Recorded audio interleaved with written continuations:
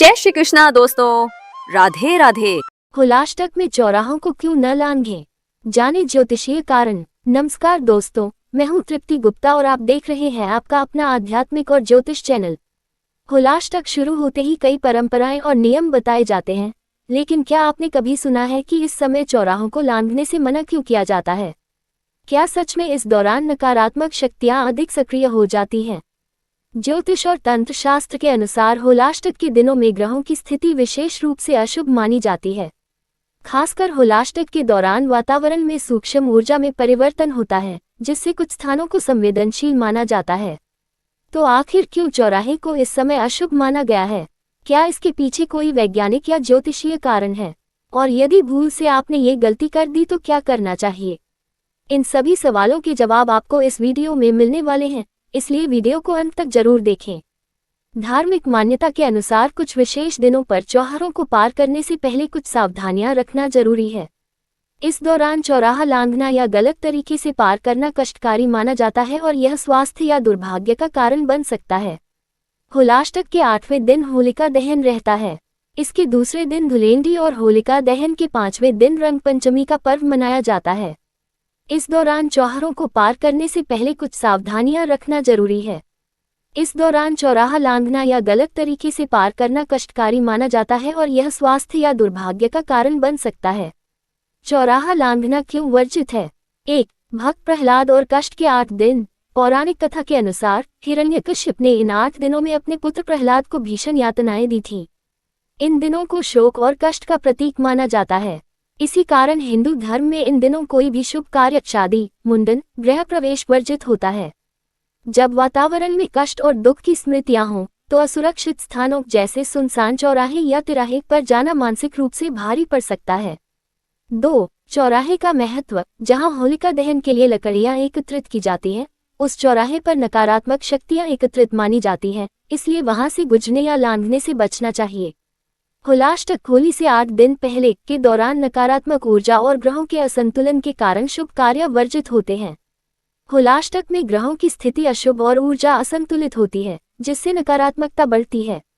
3. टोने टोटके। तंत्र शास्त्र और लोक मान्यताओं के अनुसार चौराहा एक ऐसी जगह है जहां चारों दिशाओं की ऊर्जाएं आपस में टकराती हैं।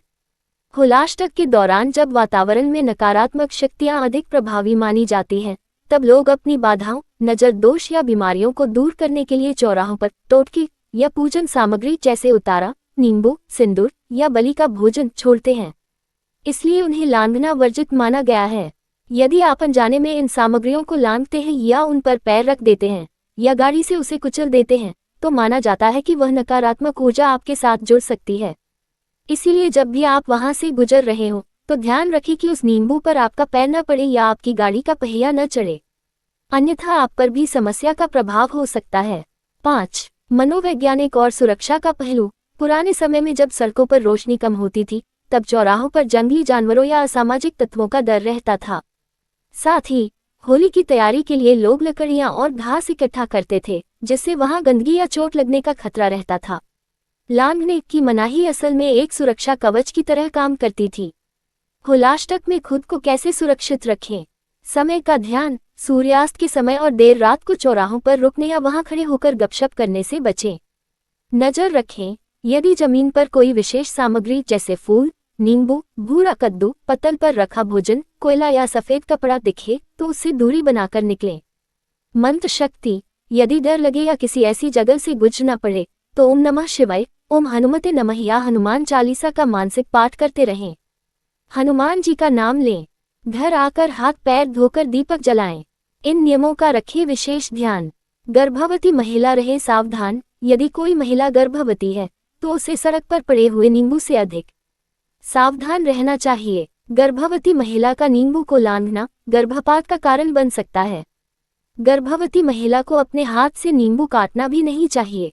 परिक्रमा और अर्पण की विधि। होलिका दहन से पहले कच्चे सूत या कलावा को लपेटते हुए 5 से 7 बार परिक्रमा करनी चाहिए। अग्नि प्रज्वलित होने के बाद उसमें जौ या अक्षत अर्पित करना शुभ माना जाता है। नई फसल के दानों को अग्नि में भूनकर प्रसाद के रूप में घर लाया जाता है और परिवारजनों में बांटा जाता है। वस्त्रों का चयन। इस दिन सफेद, पीले या लाल रंग के वस्त्र पहनना शुभ माना गया है। काले या चमड़े से बने वस्त्रों से बचने की सलाह दी जाती है, क्योंकि इन्हें नकारात्मक ऊर्जा से जोड़ा जाता है। महिलाओं को अत्यधिक भड़कीले या गहरे रंग के कपड़े पहनने से बचना चाहिए और सादगीपूर्ण वस्त्र धारण करना उचित माना गया है। तामसिक भोजन से परहेज। होलिका दहन के दिन मांस और मदिरा का सेवन वर्जित माना गया है। इस दिन सात्विक भोजन करना और मन, वचन व कर्म से पवित्रता बनाए रखना ही शुभ फलदायी माना जाता है। अग्नि के पास ठहरना और भस्म का महत्व। अक्सर लोग होलिका जलाकर तुरंत घर लौट आते हैं, जबकि मान्यता है कि कुछ समय तक वहीं रुककर अग्नि की परिक्रमा करनी चाहिए। कहा जाता है कि इस अग्नि में विशेष सकारात्मक ऊर्जा होती है, जो नकारात्मक प्रभावों को नष्ट करती है। अगले दिन सुबह होलिका की राख को घर लाकर तिलक लगाने और घर के चारों कोनों में छिड़कने से वास्तु दोष दूर होते हैं और घर में शुभता बनी रहती है। महिलाओं के लिए विशेष सावधानी। पूजा के समय महिलाओं को बाल खुले नहीं रखने चाहिए। धार्मिक मान्यता है कि खुले बाल नकारात्मक ऊर्जा को आकर्षित कर सकते हैं, इसलिए पूजा के दौरान सुसज्जित और संयमित रूप में रहना चाहिए। होलिका दहन की भस्म के ये उपाय बदल सकते हैं किस्मत। घर आती है सुख शांति। धन और आर्थिक स्थिरता के लिए उपाय। होलिका दहन की राख को एक साफ लाल कपड़े में बांधकर तिजोरी या धन रखने की जगह पर रखने से बचत में वृद्धि होती है और आय के नए स्रोत खुलते हैं। मान्यता है कि इससे पैसों का अनावश्यक खर्च कम होता है और घर में लक्ष्मी का वास बना रहता है। व्यापार और करियर में तरक्की के लिए उपाय। यदि आप व्यवसाय करते हैं तो इस राख को अपनी दुकान या ऑफिस में उस स्थान पर रखें जहां धन रखा जाता है। ऐसा करने से व्यापार में स्थिरता और निरंतर वृद्धि होने की मान्यता है। यह उपाय आर्थिक रुकावटों को कम करने में सहायक माना जाता है। नवग्रहों की शांति के लिए उपाय। शिव भक्त इस भस्म को शिवलिंग पर अर्पित करते हैं। धार्मिक विश्वास है कि इससे ग्रहों के अशुभ प्रभाव कम होते हैं।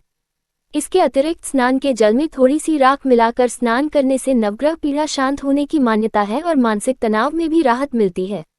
शरीर स्वास्थ्य के लिए उपाय। यदि परिवार में कोई सदस्य बार बार बीमार पड़ता हो तो होलिका की भस्म को उस व्यक्ति के ऊपर से 7 बार उतारकर किसी चौराहे पर छोड़ देना चाहिए। यह उपाय नकारात्मक प्रभावों को दूर करने के लिए किया जाता है। कई लोग इस राख का तिलक भी लगाते हैं, जिससे बुरी शक्तियों से सुरक्षा मिलने का विश्वास है। नजर दोष से बचाव के लिए उपाय। राख में थोड़ा सा नमक और राई मिलाकर किसी सुरक्षित स्थान पर रख दें। जब किसी को नजर लगे तो इस मिश्रण को 7 बार उसके सिर से उतारकर चौराहे पर त्याग दें। शनि, राहु और केतु के अशुभ प्रभाव कम करने के लिए भी इस भस्म को शिवलिंग पर अर्पित करना शुभ माना गया है।